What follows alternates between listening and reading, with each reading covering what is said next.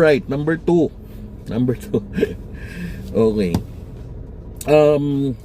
Syempre, kapag ikaw ay nagpa-car wash regularly, yan, mapoproteksyonan mo na yung sasakyan mo kasi nga malilinis naman yung tag dito, exterior ng iyong sasakyan.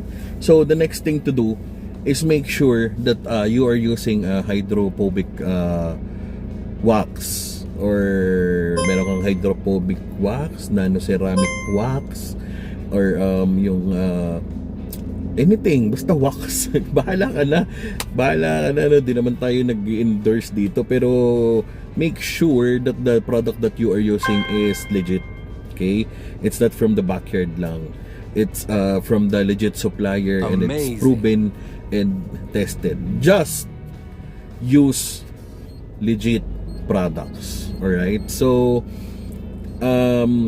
isa pang way para maproteksyonan yung iyong sasakyan during hot days is make sure that there's gonna be a time na magpapa-apply ka talaga ng wax. Di naman kailangan na every car wash mo is magwa-wax ka, kasi most of the legit waxes na ginagamit din namin sa shop ay long lasting, ano. It can last up to merong mga wax na 1 month, yan, 2 months, depende sa wax and then sa kalidad ng wax na ginamit mo.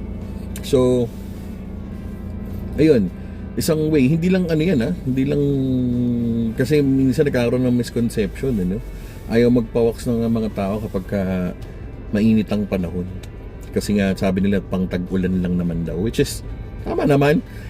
But yung wax kasi ng sasakyan, it can protect your cars not only doon sa ulan, kaya niya ring protektahan yung sasakyan mo sa init ng araw, sa init ng sikat ng araw. It has UV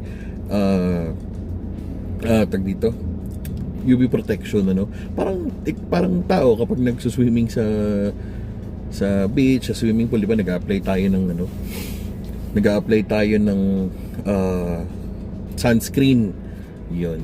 So parang ganun yung pinaka-explanation niya. So mag-apply ka ng wax, madali lang naman i-apply. We have liquid wax, we have paste wax, okay.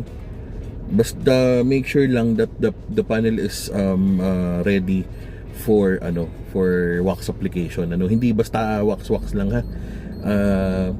Make sure that your car is decontaminated bago mag-apply ng wax, para hindi kayo magkaroon ng problema in the long run. And I'm gonna tackle that sa other video natin. Mahaba siyang explanation kung yung proper way to wax your car. Yun. So ngayon, dun muna tayo sa ano ba yung mga way na kailangan para maproteksyonan yung sasakyan mo sa init ng araw. Okay. So, next,